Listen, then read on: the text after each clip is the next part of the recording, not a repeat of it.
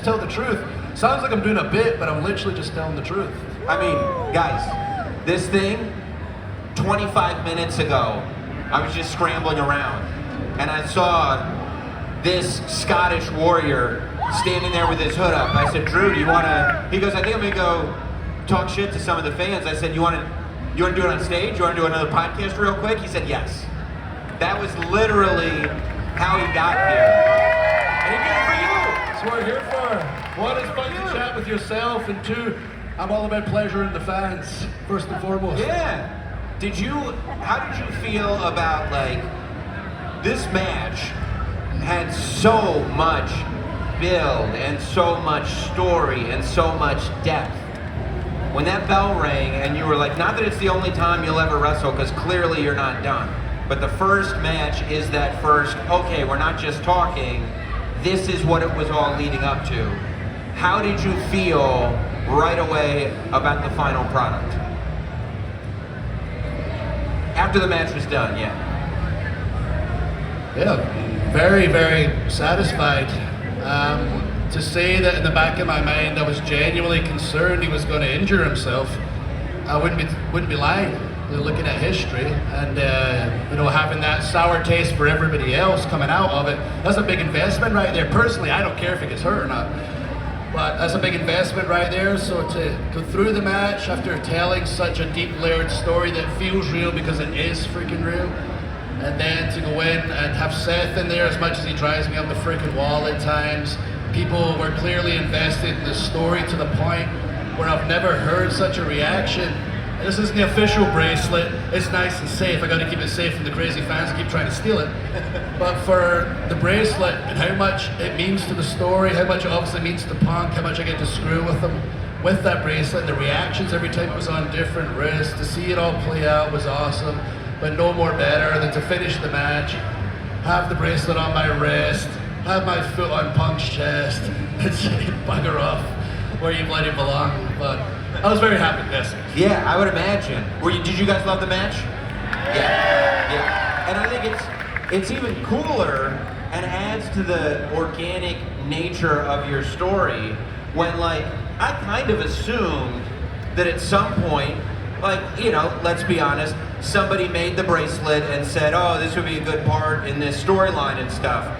Then all of a sudden I'm on Twitter and the girl who made the bracelet, who gave it to CM Punk, is tweeting about it, and you're like, this is all true. This is all real. Like, this was really a gift that a fan gave to Punk that Drew stole, that has added this layer to the story. I mean, there are people who say that right now in the WWE, it goes the Ulafala and the bracelet, and then the WWE and the World Heavyweight Championship. Like, the bracelet has become one of the prized possessions that a superstar can have. I mean, in our job, it's all about emotional connection, and things change in rankings and importance depending what's going on TV at the time. But I would say the way people feel right now when the bracelet's involved, it supersedes the world title and the WWE title as well. Maybe that'll change. That's up to them to tell their story, get the fans feeling a certain way emotionally. But we've got them feeling that way, and the reason we do is because, thankfully, with the new, you know, creative freedom, Triple H leading the charge, it's basically a case of, here's your platform, guys.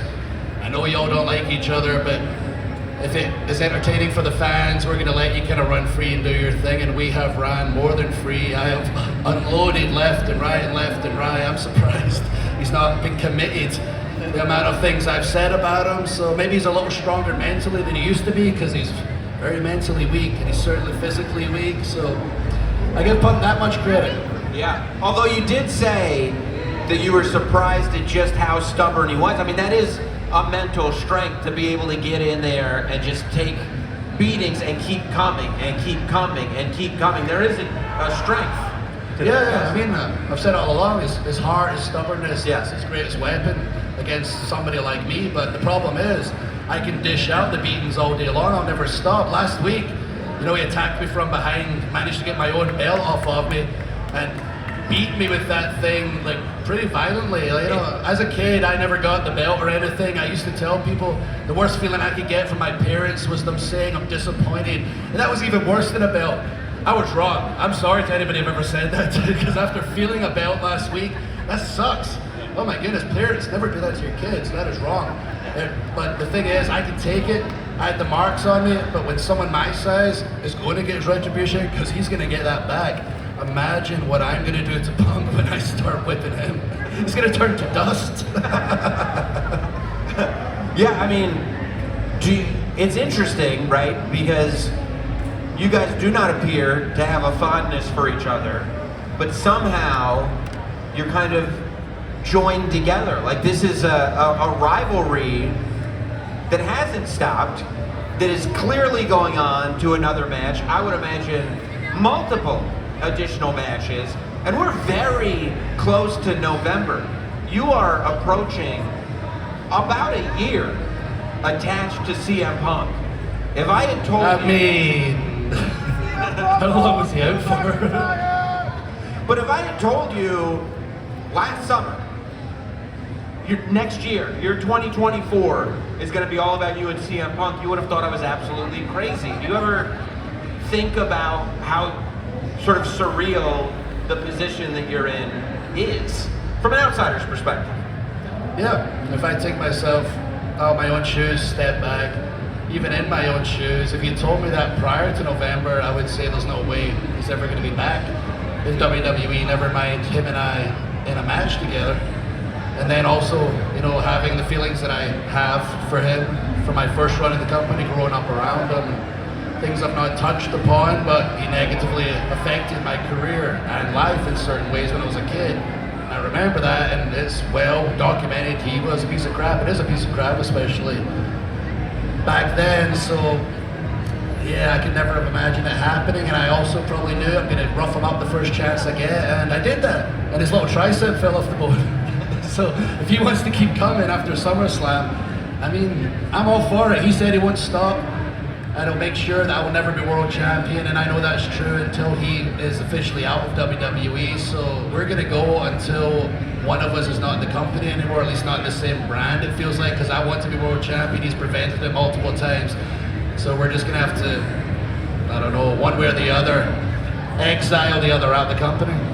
I mean, it really does start to feel like that last scene in The Dark Knight, when the Batman and Joker are looking at each other and realizing we're gonna do this for a long, long time. Is that something that you're comfortable with? That relationship? I always look at that, those rivals that are linked forever, and I think at a point, we thought it would be Seth Rollins and CM Punk, but now it seems that this has kind of superseded everything. If it turns out that for the rest of your guys' career, you're cosmically linked through violence to CM Punk, is that something you're okay with? Yeah, I mean, in the end, it's what the fans enjoy and what they have that connection with, so I'm cool with that, but I'd rather that I took him out and he was out of the company already and I was world champion holding on to it right now. But yeah, I mean, people are entertained by it. I'm fine kicking his arse constantly. I hate his stupid face. I hate everything about him. I hate that he's poisoned people's minds to believe he's this messiah. Saying nostalgia is a hell of a thing.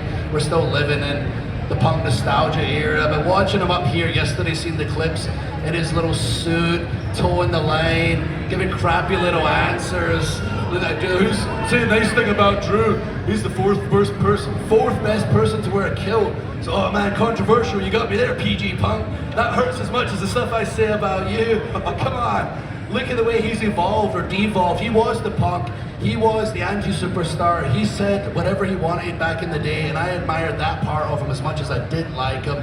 Now he toes the company line. He kisses the company arse, tries to justify that big contract. When I, who tried to be more of a Cena type when I was younger, and do everything I possibly could, even smile when I didn't want to smile, and I just wanted to say, get lost, go screw yourself. And I've started saying, go screw yourself, you deserve it now. Now I have become more Punk than CM Punk, and he hates that. Well guys, we're gonna leave it there. I cannot begin to thank you enough for jumping in here, dude. I really appreciate it. And I know that everybody here appreciates it. Ladies and gentlemen, Drew McIntyre.